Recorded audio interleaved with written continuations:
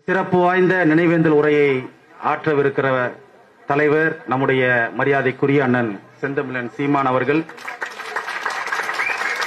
சமத்துவ தலைவர் அண்ணன் ஆம்ஸ்ட்ராங் அவர்கள்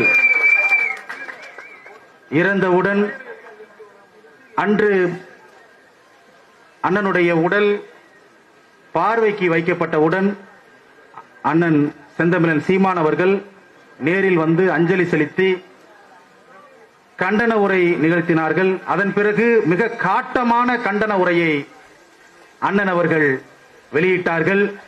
அதனை தொடர்ந்து தொடர்ச்சியாக அண்ணனுடைய அந்த படுகொலைக்கு நீதி கிடைக்க வேண்டும் என்று தமிழகத்திலே ஒரு அரசியல் தலைவர் தொடர்ச்சியாக பேசி வருகிறார் என்று சொன்னால் அது நம்முடைய அண்ணன் செந்தமிழன் சீமான் அவர்கள்தான்.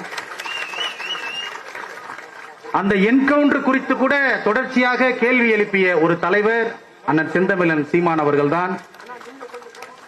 மிக முக்கியமாக நம்முடைய தலைவருடைய நினைவுகள் போற்றப்பட வேண்டும் என்பதற்காக, அவருக்கு மரியாதை செய்ய வேண்டும் என்பதற்காக பேப்பர் மில் சாலைக்கு சமத்துவ தலைவர் அண்ணன் ஆம்ஸ்ட்ராங் அவர்களை பெயரை வைக்க வேண்டும் என்று கோரிக்கை வைத்த ஒரே தலைவர் அண்ணன் செந்தமிழன் சீமான் அவர்கள்தான்.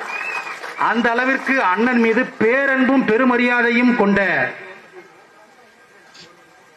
தலைவராக விளங்குகின்ற நம் சமத்துவ தலைவர் பெரிய அளவிலே அவருடைய வளர்ச்சியை வியந்து பாராட்டுவார். அவருடைய பேச்சை மிக விரும்பி கேட்பார். அப்பேற்பட்ட தலைவராக இருக்கிற அண்ணன் செந்தமிழன் சீமான் அவர்களை எங்களுடைய சமத்துவ தலைவர் அண்ணன் ஆம்ஸ்ட்ராங் அவர்களுக்கு நினைவேந்தல் உரையாற்ற அன்போடு அழைக்கிறேன்.